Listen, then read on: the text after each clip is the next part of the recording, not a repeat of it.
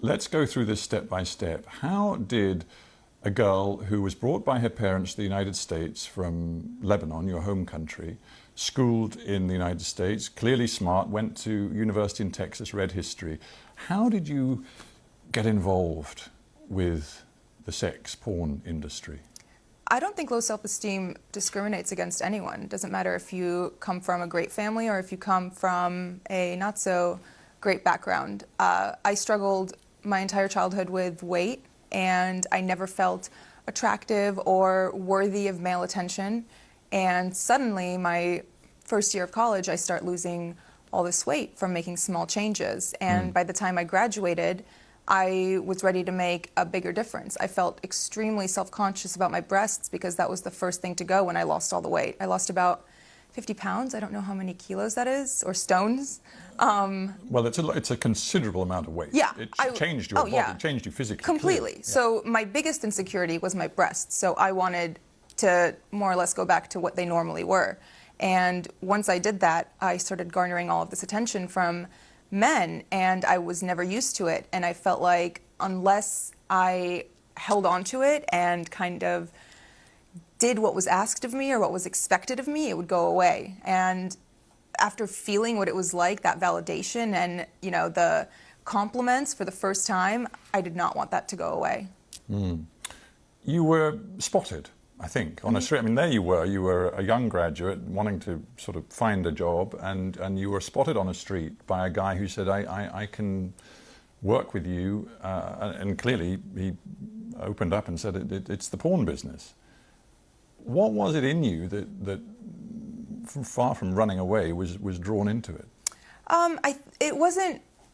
That's not how it was. It wasn't just, hey, do you want to come do porn? It was more so, oh, you're beautiful. Like, would you like to do some modeling? Oh, you know, you have a great body. Like, I think you'd be great in nude modeling. Things like that. And after I came and toured the studio, you know, it was very respectable. It was a gorgeous location. It was in Miami, in Doral, Florida. It was clean. Everyone who worked there was nice. All of their cubicles were decorated with family photos. Like, it was nothing dodgy or that made me uncomfortable. And after the first time I went in wasn't the first time I filmed a porn movie. It was the second time. The first time was more so, do you want to do this? Like, sign the paperwork, et cetera, et cetera. These guys, they just saw you, frankly, as a money machine. Absolutely. But you still had no advisors, you had no lawyer, you had no nothing. So what 21-year-old has a lawyer on retainer?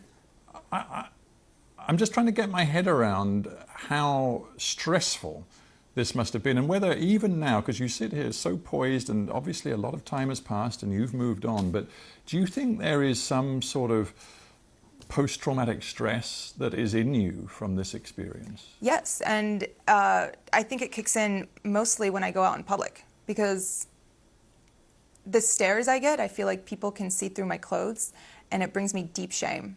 It makes me feel like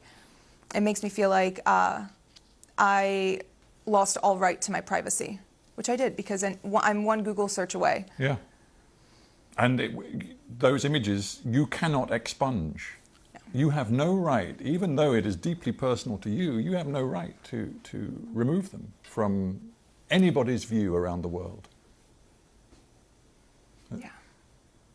It is very hard. It is. And I'm just thinking, this isn't, I mean, this story is your story, but frankly, it's also the story of other porn actors and actresses. I honestly started seeing that recently after the interview came out, and people started reaching out, and all of the emails go, my manager checks them. And when he gets stuff like that, he filters them and sends them to me. And reading the words of some of these girls who have been sex trafficked and forced into porn, and all of these stories of girls whose lives have been ruined by it, and by men who have taken advantage of them, and by contracts that they didn't even understand the jargon of, it makes me feel like, okay, maybe it was good that I started talking and that I posted this interview and that I'm speaking out now, because other people feel the same way. And even if they don't relate on as deep a level as, you know, doing porn, they can relate on the level of being insecure and being pressured into doing something they didn't want to do. You were wearing the Islamic headscarf, often known as hijab, and of course then it developed into a sort of a sex scene. You must have known how provocative that was. I verbatim told them, "You guys are going to get me killed." And they said? They just laughed. Why didn't you then say, "I'm not doing it"? Intimidation. I was scared. But I knew that if I said no, it would, you know, they're not going to force you to do it. At that point, that's rape. No one's going to force you to have sex. But I was still scared. I mean, have you ever felt scared not scared, but nervous to speak up and say something at a restaurant when your food's not right and the waiter comes by and says, "How is everything?" I was intimidated. I was nervous. We interview a lot of people, and many of them are middle-aged or older. It's great to have somebody in the studio who's only 26 years old. There is a school of thought which says that our culture as a whole, I'm not just talking about the United States or the UK, but many, many countries, is being pornified, and that young people in particular are so exposed to pornography, so young in their lives, that it's materially changing the way males and females relate to each other, the way they think about relationships in a potentially very corrosive, damaging way. What's your take on that? Of course it affects relationships. Porn addiction is very prevalent in America, and I'm sure here too. The things that men see in videos, they expect from the women in their lives, and that's just not reality.